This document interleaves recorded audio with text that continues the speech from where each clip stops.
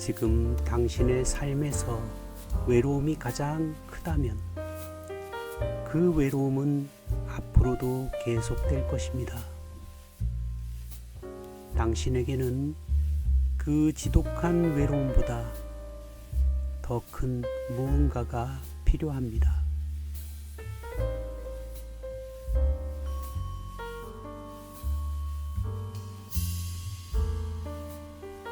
안녕하세요.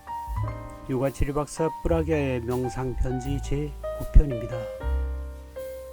오늘 우리는 외로움보다 더 큰 것을 통해서 타인의 시선에서 걸어나와 내면의 원초적인 고독을 정면으로 마주할 수 있는 힘을 얻는 법, 그리고 그 완전한 고독 속에서 가장 당당하고 온전하게 존재하는 법에 대해 이야기해 보려 합니다. 흔히 외로움을 주변에 사람이 없어서 느끼는 결핍의 상태라고 생각하곤 합니다. 하지만 인간은 수많은 인파 속에서 혹은 가장 화기애애한 관계 속에서 문득 지독한 고독의 심연을 마주하곤 하지요.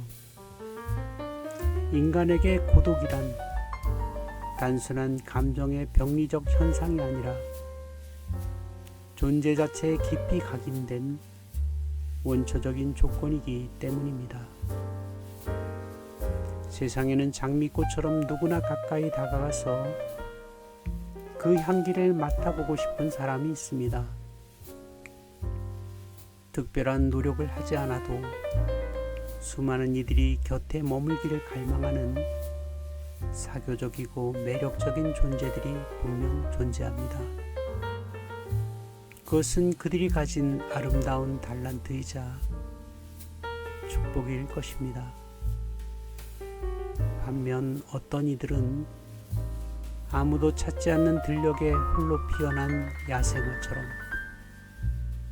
세상의 시선에서 저 멀리 동떨어져 외로운 섬처럼 지내기도 합니다. 그럴 때 그대는 밤마다 스스로를 원망하며 깊은 아픔을 겪었을지도 모릅니다. 왜 나에게는 아무도 다가오지 않을까? 왜 나는 저들처럼 자연스럽게 섞이지 못할까 하고요. 무리에 섞이지 못하는 자신에게 어떤 결함이 있는 것은 아닌지 자책의 굴레에 갇히기도 합니다. 여기에 하나의 가설을 세워봅니다. 그대가 겪는 그 깊은 아픔은 결코 그대가 부족해서가 아니라 오히려 더 순수하고 맑은 영혼의 눈을 가졌기 때문에 찾아온 선물 같은 통증일지도 모릅니다. 세상에는 정승의 개가 죽으면 문전성시를 이루지만 정승이 죽으면 정작 상가가 적막해진다는 오랜 이야기가 있지요. 그 개가 살아있을 때 정승의 환심을 사려 줄을 서던 대중들이 정승이라는 막강한 조건이 사라지자마자 일제히 고개를 돌려버리는 냉혹한 이치입니다. 우리는 이와 닮은 풍경을 어느 예식장에서도 목격하곤 합니다. 힘있고 명망 있는 자리에 있을 때 치른 그 나이의 결혼식에는 과한이 복도를 가득 채우고 축의금을 내기 위해 늘어선 줄이 끝이 보이지 않았을 것입니다. 식장이 터져나갈 듯한 그 화려한 인파 속에서 세상의 연대는 영원할 것처럼 보이지요. 하지만 세월이 흘러 그 명예의 자리에서 내려온 뒤 혹은 가세가 기울어 조용히 치르게 된 작은 아이의 결혼식 풍경은 전혀 다릅니다. 그 많던 연줄과 지인들은 마치 약속이라도 한 듯 연기처럼 사라지고 넓은 예식홀에 몇 안 되는 하객들만이 듬성듬성 자리를 채운 채 쓸쓸히 서 있는 혼주의 모습을 보게 됩니다. 소설 속 제2 개츠비의 삶 역시 이와 다르지 않았습니다. 그의 대저택에는 매주 밤마다 뉴욕의 온갖 상류층들이 모여 화려하고도 떠들썩한 파티를 벌였습니다. 공짜 술을 마시고 음악에 취해 춤을 추며 수많은 군중이 개츠비라는 인물이 만들어낸 화려한 무대 위에 섞여들었습니다. 마치 그 화려함과 인맥이 영원한 연대인 것처럼 말입니다. 그러나 개츠비가 비극적인 죽음을 맞이했을 때 그 찬란하던 대저택의 파티장을 가득 메우던 그 많던 신사숙녀들은 단 한 명도 그의 장례식에 나타나지 않았습니다. 평소에 그렇게 자주 드나들며 호의를 베풀던 이들조차 자신에게 돌아올 이익과 조건이 사라지자마자 싸늘하게 등을 돌려버린 것입니다. 넓고 쓸쓸한 장례식장에는 비를 맞으며 서 있는 단 몇 사람만 남았을 뿐이었습니다. 만약 그대가 이런 세상의 풍경들을 바라보며 마음이 서글퍼졌다면 그것은 결코 그대가 무리에 끼지 못해 부러워하는 왜곡된 시선 때문이 아닙니다. 오히려 그대의 영혼이 유독 투명하기에 조건에 따라 모이고 조건이 닿으면 가차없이 흩어지는 인간관계의 서글픈 역학을 있는 그대로 꿰뚫어 보았기 때문일 것입니다. 주고받는 이익의 계산보다 마음과 마음이 온전히 만나는 진짜 연결을 원했기에 그렇지 못한 세상의 단면을 보며 더 크게 상처받고 물러섰을지 모릅니다. 여기 인간관계 이면에 흐르는 차가운 역학을 누구보다 처절하게 목격했던 한 남자가 있습니다. 17세기 프랑스 왕실 권력투쟁의 한복판을 살아낸 사상가 라 루시포코는 이런 뼈아픈 기록을 남겼습니다. 인간의 상호부조와 미덕은 대개 나중에 더 큰 이익을 얻기 위해 미리 해두는 기만적인 투자에 불과하다. 본래 자연의 물은 높은 곳에서 낮은 곳으로 흐르며 메마른 골짜기를 채우는 법입니다. 그러나 인간 세상의 연대는 거꾸로 흐릅니다. 이미 가득 찬 높은 곳을 향해 돈과 자원과 사람의 마음이 역류합니다. 랄로슈코프는 그 이유를 꿰뚫었습니다. 밑바닥에 더 큰 이익을 바라는 에고의 계산이 작동하기 있기 때문이라는 것입니다. 세상은 심지어 이것을 미덕처럼 보장하기도 합니다.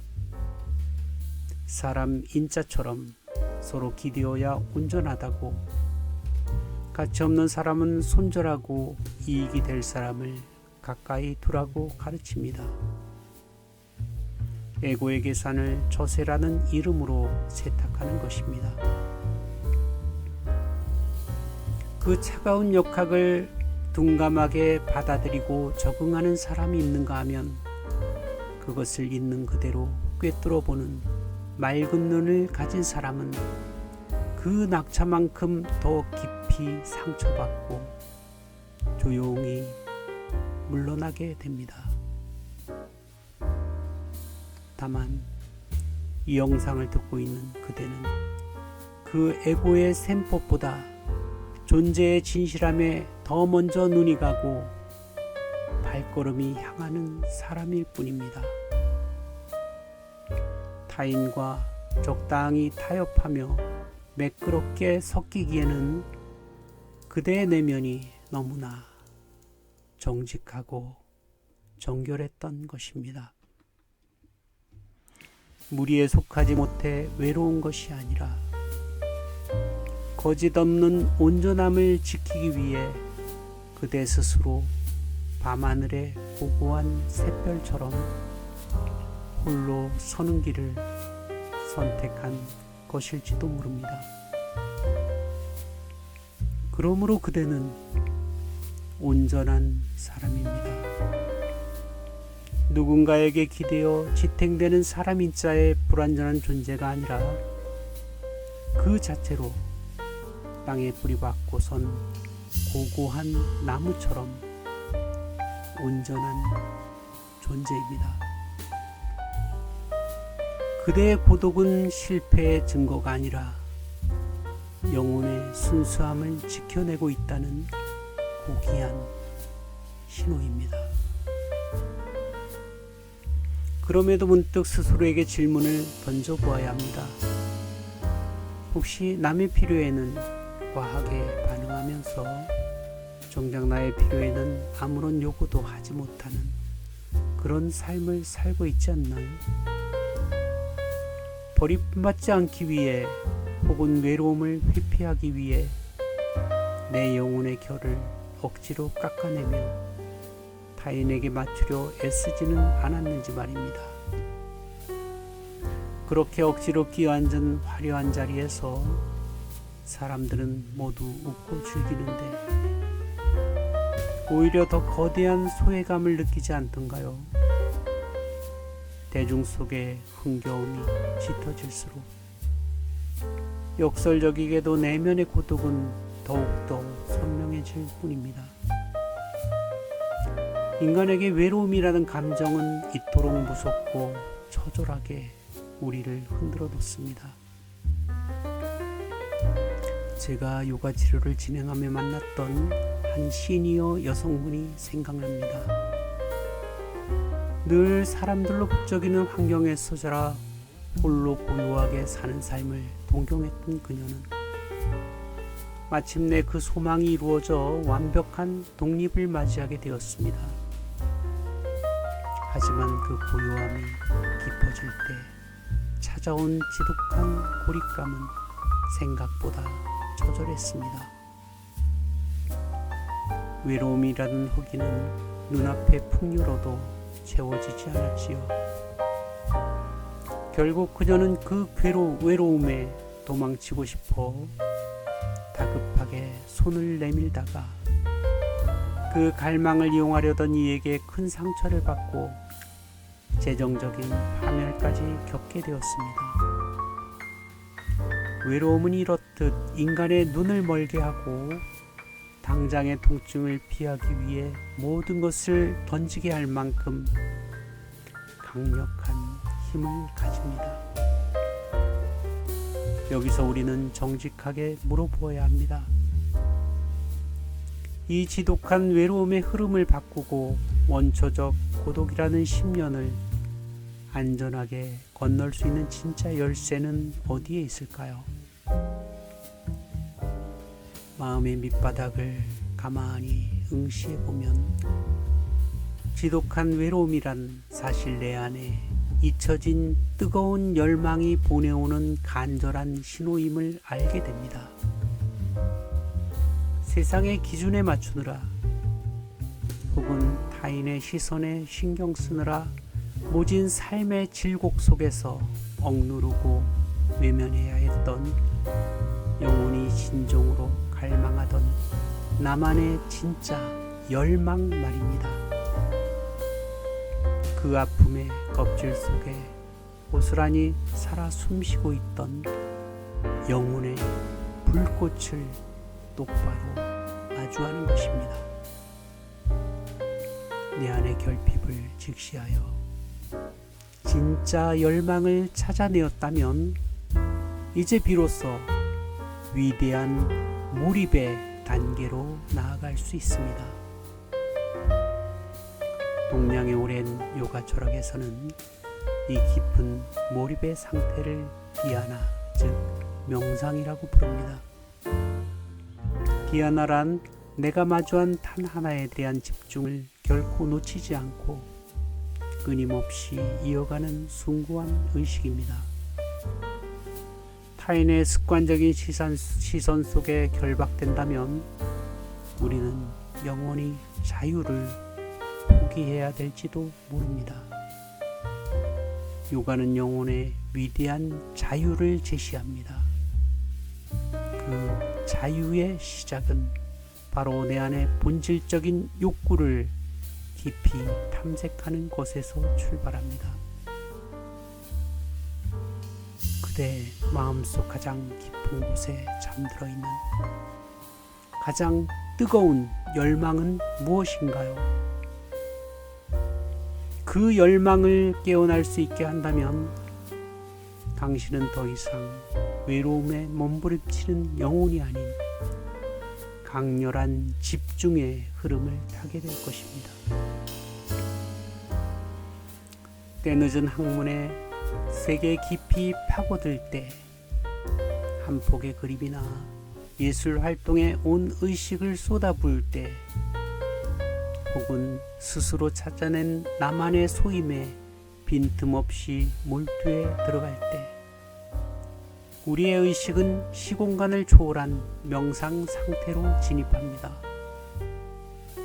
오직 하나의 대상과 내가 온전히 하나가 되는 그 아름다운 몰입 속으로 들어갈 때 비로소 삶의 중심에서 우리를 흔들던 외로움의 그림자가 실은 아무것도 아니었던 허상이었음을 스스로 발견하게 될 것입니다. 고통이 온전한 기쁨과 평화로 치환되는 기적은 바로 이 명상적 몰두 디아나에서 시작됩니다. 외로운 방관자의 자리에서 걸어나와 내 삶의 가치를 빚어내는 존엄한 창조자가 되십시오. 이 여정은 나를 갉아먹는 피하고 싶은 외로움에서 벗어나 온전히 나를 채우는 즐기는 고독으로 나아가는 숭고한 여정입니다. 시타르타가 태어나며 외쳤다는 천상천하 유아독존이라는 말은 오만한 독선이 아닙니다. 우주 전체에서 오직 나라는 존재가 가진 고유하고 존엄한 독립성을 선언한 것입니다. 한용운 시인이 님의 침묵에서 노래했듯 날카로운 첫 키스의 추억은 사라지고 님은 침묵할지언정 그 거대한 고독 속에서 오히려 내 안의 가치는 지워지지 않는 영원한 실제로 완성됩니다. 세상의 소음이 잦아들고 타인의 시선이 침묵할 때 비로소 우리는 결코 오염되지 않는 가장 진실한 자아와 접촉할 수 있습니다. 그 진실한 자아를 마주하는 순간 우리는 외부 어떤 상황에도 흔들리지 않는 고요하고 웅장한 기쁨의 경지에 이르게 됩니다. 요가 철학에서는 이 완벽한 홀로서기,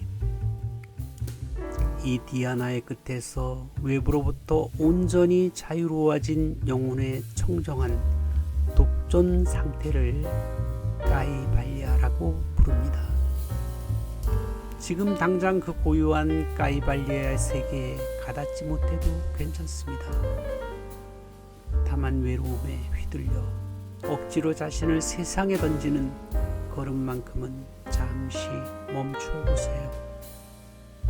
내 안에 잠재된 명상적 몰두를 깨워 스스로를 채워가는 그 길 끝에 마침내 홀로 온전하고 당당하게 빛날 그대만의 고유한 기쁨이 그 아름다운 까이발리아가 따스하게 기다리고 있을 테니까요. 나마스테.